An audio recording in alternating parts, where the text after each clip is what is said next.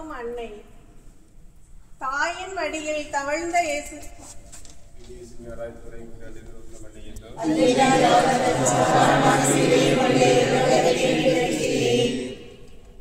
இயேசுவின் இறந்த உடலை தாங்கும் அன்னை. தாயின் மடியில் தவழ்ந்த இயேசு இப்பொழுது சலனமற்ற உயிரற்ற நிலையில் தன் தாயின் மடியில் துயில்கின்றார். இறையரட்சியின் செய்திவினை ஏழை எளியவர்களுக்கு அறிவித்த அன்பாளன் உயிரற்ற நிலையில் கிடக்கின்றார். அவர் இறுதி பயணத்தில் துணை இருக்கும் அம்மாவை நினைத்து பெருமைப்படுகிறார். வயிற்றில் சுமந்தது முதல் இப்போது இறந்த நிலையில் மடியில் சுமக்கிறவரை அம்மாவின் அன்பில் எந்த வேறுபாட்டையும் அவர் கண்டதில்லை. இயேசு பேசுகின்றார். உலகில் ஒருபோதும் ஒதுங்கி போகாத உறவு அம்மா உறவுதான். என் அன்னை என்னை நேசிப்பது போலவே உலகையும் நேசிக்கிறார். அன்பின் சதை வடிவமான அம்மாவை வயதான காலத்தில் நீ விரட்டி அடிக்கிறாயே. உன் அம்மாவை விட உலகில் உனக்கு உயர்ந்தது ஒன்று உண்டா? தாயில் சிறந்த கோவில் இல்லை. இந்த கோவிலை மதிக்காமல் பளிங்கு மாளிகைகளால் கட்டி வைத்திருக்கிற கோவிலுக்கு நீ எத்தனை முறை போனாலும் பலன் இல்லை. உனக்காக தியாகம் செய்த தாயை நீயும் தியாகம் செய்கின்றவளாக மாற்று. தாய் மனத்தினை காயப்படுத்துவதை நிறுத்து. பொறுப்பில்லாமல் வாழ்வதை இன்று நிறுத்திவிட்டு பொறுப்புள்ளவளாக மாறு.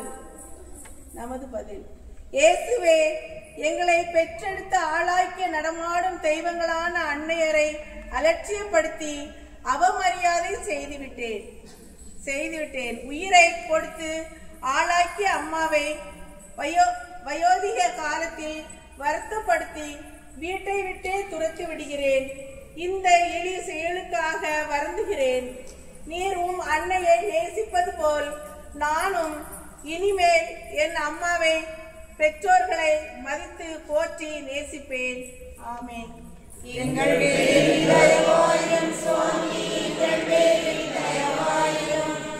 மரித்த விசுவாசிகளின் ஆன்மாக்கள் சர்வேஸ்வரன் இரக்கத்தினால் நித்திய சமாதானத்தில் கடவுளே.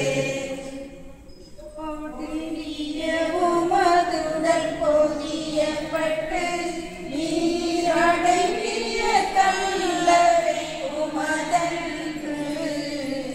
ஒடுங்கிய உமதுடல் போதியப்பட்டு எனக்காக இறைவா, எனக்காக இடர்படவன் எனக்காக இடர்படவன் எனக்காக. 14ஆம் ஸ்தலம்.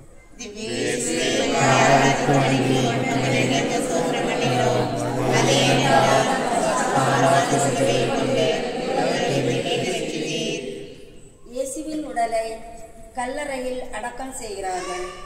கல்லறை நிரந்தரமானது அல்ல என்பதாலே சொந்த கல்லறையை பற்றி அவர் நினைக்கவில்லை.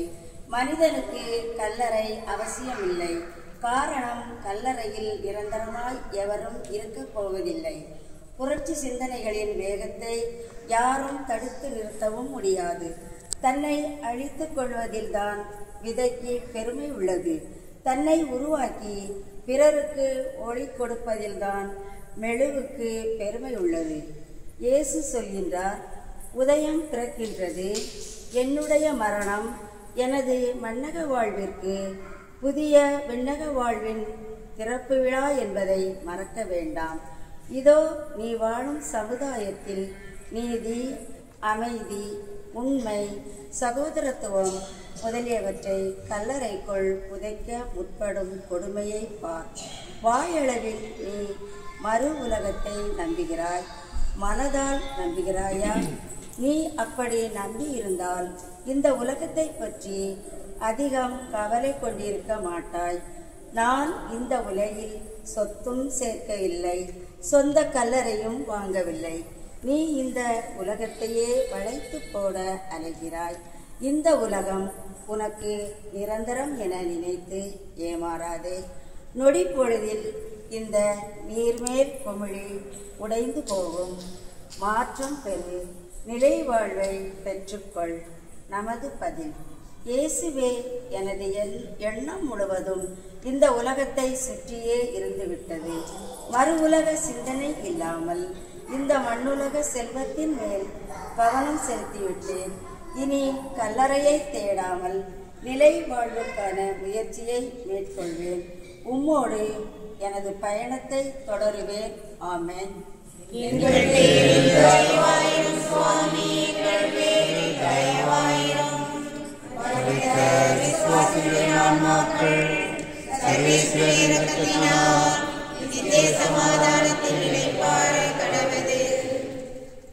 இயேசுவே, ஐந்து எங்களுக்கு ஸ்தோத்திரமாகவும் பரிசுத்த திருத்தந்தையினுடைய மன்றாட்டு நிறைவேறும்படியாகவும் நம் அனைவருடைய வேண்டுதல் அனைத்தும் கிடைக்கும்படியாக நம் பங்கில் ஒவ்வொரு பிள்ளைகளும் மக்களுடைய செய்கிற தொழில்கள் அனைத்தும் ஆசீர்வாதம் பெறும்படியாக இணைந்து ஒப்புக்கொண்டு ஜெபிப்போம்.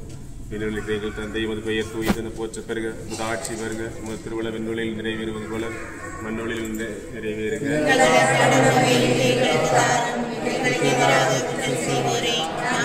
எங்களுக்கு